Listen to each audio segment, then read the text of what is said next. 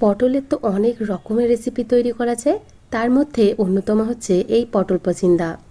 রুটি, লুচি, পরোটা, এমনকি সাদা ভাতের সাথে খেতেও কিন্তু অসাধারণ লাগে। বানানো ভীষণই সহজ, আর খেতেও হয় কিন্তু দুর্দান্ত স্বাদের। তো আমি এখানে নিয়েছি প্রায় 500 গ্রাম পরিমাণে পটল। পটলটা যদি একটু কচি নেন তাহলে বেশি ভালো হয়। তো প্রথমেই আমি পটলগুলোকে এভাবে খোসাটা ছাড়িয়ে নিচ্ছি। দেখুন, পুরো খোসা ছাড়াচ্ছি না, অল্প অল্প করে খোসা ছাড়িয়ে নিচ্ছি।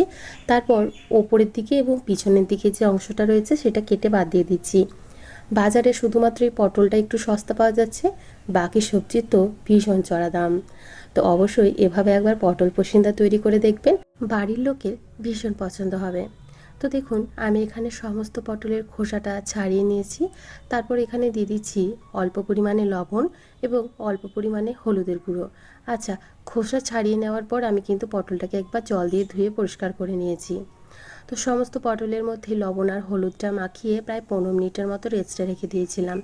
এতে করে পটলটা খুব তাড়াতাড়ি ভাজা হয়ে যায় এবং খুব তাড়াতাড়ি সেদ্ধও হয়ে যায়। এখন একটা প্যানের মধ্যে নিয়ে নিলাম প্রায় 4 টেবিল চামচ পরিমাণে সর্ষের তেল। আমি সর্ষের তেলে করছি, তবে আপনারা সাদা তেল দিয়েও করতে পারেন। এখন সমস্ত লবণ আর হলুদ মাখিয়ে রাখা পটলগুলো দিয়ে দিলাম। এখন ভেজে নেব। অল্প একটু ভেজে নিচ্ছি, খুব কড়া করে ভাজছি না বা একদম লাল লাল করে ভেজে নিচ্ছি না। অল্প একটু কালার ধরে এলেই আমি তুলে দেব। আর যেহেতু লবণ আর হলুদ দিয়ে আমি পটলটাকে ভাজছি, লবণ আর হলুদটা বেশ ভালোভাবে পটলের মধ্যে ঢুকে যাবে।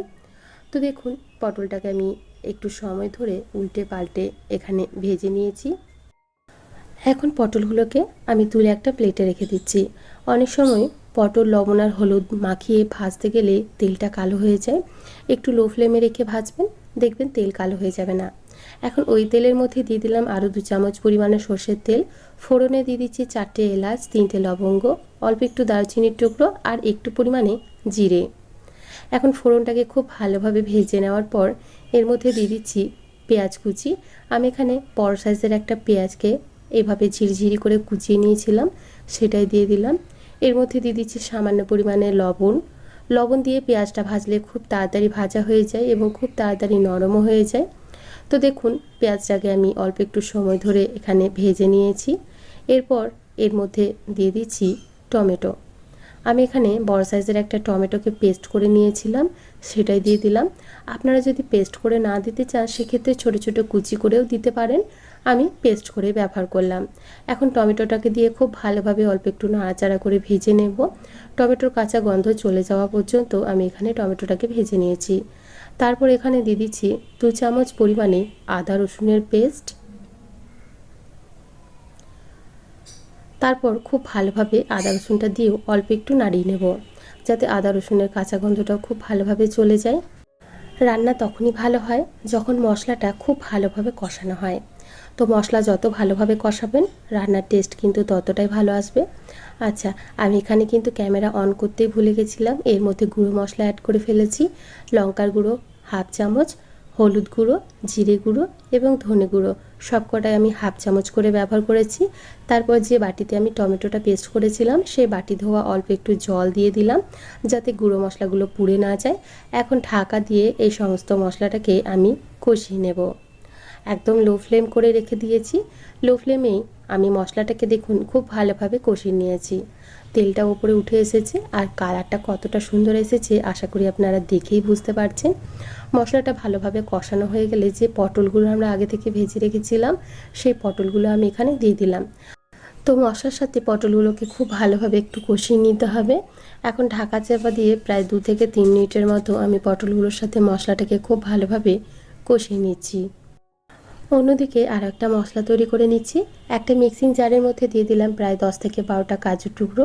1 চামচ পরিমাণে দিয়ে দিলাম পোস্ত। আপনারা কাজুর পরিবর্তে কিন্তু এখানে মগজদানা বা চিনেবাদাম দিয়েও তৈরি করে নিতে পারেন। তো দেখুন, দুটোকে একসাথে খুব ভালোভাবে গুঁড়ো করে নিয়েছি প্রথমে। তারপর অল্প জল দিয়ে এর একটা স্মুথ পেস্ট তৈরি করে নেব। আপনারা চাইলে শুধু পোস্ত অথবা শুধু কাজু বাটা দিয়েও কিন্তু তৈরি করে নিতে পারেন।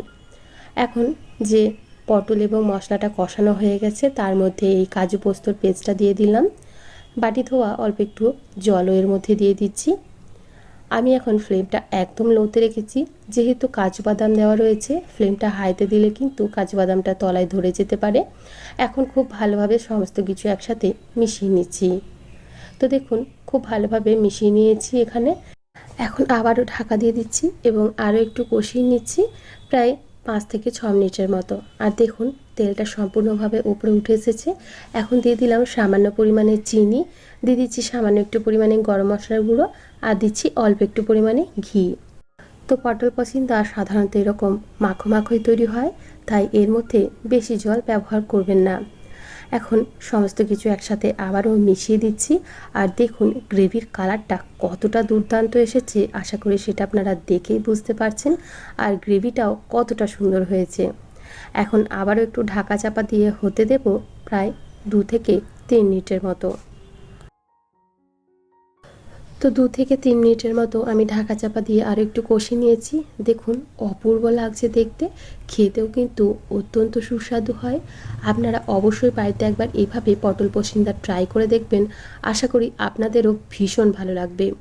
রুটি, লুচি, পরোটা, এমনকি সাদা ভাতের সাথে খেতে কিন্তু অসাধারণ লাগে। একদম অন্যরকম একটা রেসিপি, অবশ্যই আপনারা একটু ট্রাই করে দেখবেন। আজকে তাহলে এখানেই বিদায় জানাচ্ছি। আবারও হাজির হয়ে যাব অন্য কোনো দিন অন্য কোনো রেসিপি নিয়ে। ভালো থাকবেন, সুস্থ থাকবেন এবং ভিডিওটি সম্পূর্ণ দেখার জন্য আপনাদের সবাইকে অসংখ্য ধন্যবাদ। বাই।